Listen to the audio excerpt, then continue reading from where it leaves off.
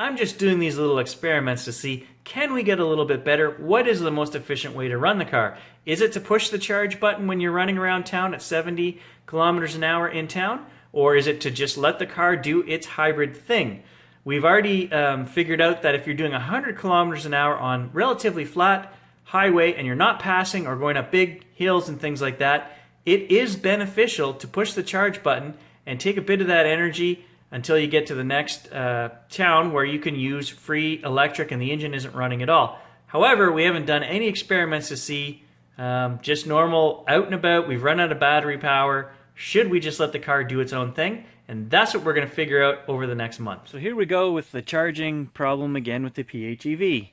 Before, it wouldn't charge the car when I had a timer set on there and I double-clicked the keyless entry, which was the first video I made. Yesterday we retried all this, we set up the timer, and everything worked fine. Today is Saturday. We did not set a timer for Saturday or Sunday because it's cheap all day. I just got home, I just plugged the car in, and I'll show you guys over here. It's not working, it's not charging. The car didn't click. As soon as I pushed it in, the car always makes a click-click sound and then it starts charging. It didn't click, so I was like, what?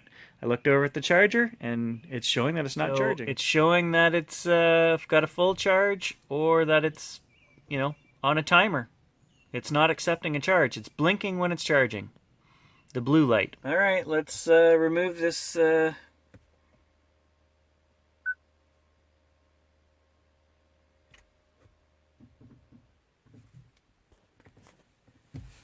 Just heard the car click like it's accepting a charge. And look at that, now it's bloody charging. Alright guys, I think I figured out what the problem is. When we set up the charged timing for the PHEV, we didn't select Saturday and Sunday because I didn't want there to be a 7 o'clock time limit on there because it's cheap all day long, so I wanted to be able to just plug the car in and it would start charging. However, that's not the case, it doesn't work. If you're using a charged timer, you have to select every day of the week or it's like that day doesn't exist. The car will not allow charging if it is not selected at any time. It seems to be what's happening. So I'll show you. I've reset the timer now, included those 2 days. Let's get out and see if we plug it in, if it starts charging. All right, so only the red light is on. We've got the charger in hand. Let's see what happens.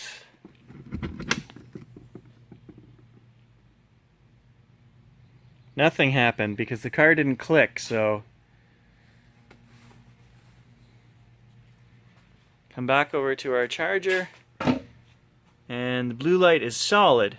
So let's try the key fob.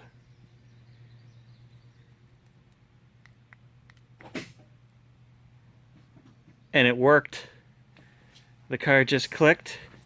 It's flashing to let it know that let us know that it's accepting the charge. So that's absolutely retarded that for a day that you don't want to set any timer, you don't have an option. You have to pick, if you're going to run a charged timer on this car, you have to pick all 7 days of the week.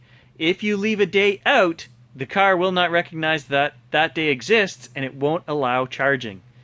Mitsubishi, that's just messed up. So the override button on your keyless fob is going to become super important because you're going to need it even on Saturdays and Sundays. If you just plug the car in and you want to charge it up, you're going to have to use this to override your timer.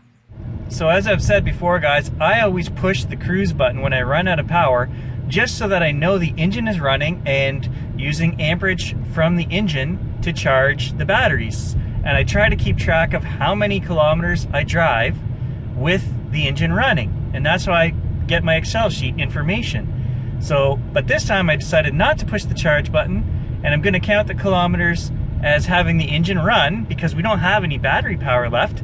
But now I'm confused. Would I have been way more efficient to just run the car in hybrid mode instead of pushing the charge button all those times? I know on the highway it's a little more efficient doing 100 kilometers an hour to push the charge button. We've already done that experiment, but maybe just cruising around here at 70 kilometers in town or whatever, maybe I shouldn't be charging it up. And that's why, my friends, we've been keeping track of these stats. I just bought gas yesterday. I'll show you guys how far we went using the regular pattern that I have here of pushing the charge button every time. And the first two fill-ups have been very close, like 265 kilometers on known engine running distance. So now what we're going to do is this tank of gas, which is probably going to last a month, we're not going to use that charge button at all. And we're going to see if those kilometer numbers go up or stay the same or whatever happens. But so we are not going to push that charge button for the next month. So I will still keep track of the kilometers driven as if I would have pushed the charge button. So when the battery says empty, and normally I would push the charge button, we're not going to, but I'm going to keep track of those kilometers driven as the engine is running, whether it is or not, because it's in hybrid mode. And we'll track those and see what number we get at the end. And that's the best I can do, but it's going to be telling. So just letting the hybrid decide what to do on its own, this is what happens. It's turning the front wheels and it's putting energy into the battery. And then it's just using it whenever it needs it. It doesn't store it like it does when you push the charge button. It's going to make it very hard to track how often the engine is running, because as you can see now, it's switched into just battery mode again. And it'll just keep flipping back and forth, and there's no way for me to keep track of that. The only thing I can do is push the Eco Energy information screen, and that shows us our average consumption per 100 kilometers, and then I can figure out how far I've gone and try to do that. But I don't know. How do you track it, guys? It's really hard. I guess my point is we're out of battery according to this. Like, we're right at the bottom, 0 kilometers, but we've gone up from 531 to 538 after driving 18 kilometers. For some reason, when you plug the car in and you use the override timer on the key chain, it locks the car. So you got to be aware of that. I never locked the car in the garage, and the last couple times I came out, I said, "What? Why is this locked?" When you push the override button on here, it starts charging the car, but it locks all the doors. So just be aware of that. I guess it's not like you could lock your keys in the car because they got to be in your hand to push that button, but it's kind of a pain in the butt. If you go in the house and put the keys in the house somewhere and you come back out, it'll be locked.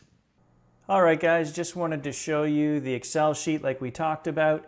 And this is the number we want to look at for May. We've gone 878.5 kilometers on electric. If we look at our fuel consumption, I filled up on May 26th. Okay, and my calculations had showed that I had traveled 280 kilometers with the engine running. I purchased 34 liters of gas, and the gas was $1.27.9 a liter, and so the fill-up cost $43. If we do our calculations, what is our liters per 100 kilometers just based on this 280 that I know the engine was running, we're getting 12.14. Last month we were getting 11.83. So not great numbers as we've said, but it's hard to calculate because this thing's a hybrid and these aren't true numbers. To get our true numbers, we take our total electric kilometers driven, 878, and we have to add it. So 878 plus 280. 878 plus 280. Now if we punch that number in here, this gives us our true liters per kilometer, which is 2.94 liters per kilometers over the last month. And if we look at what the book tells us we're going to get, the book tells us that in gas, hybrid, and plug-in mode, we're going to get 3.2. So we are actually beating that number by a little bit last month.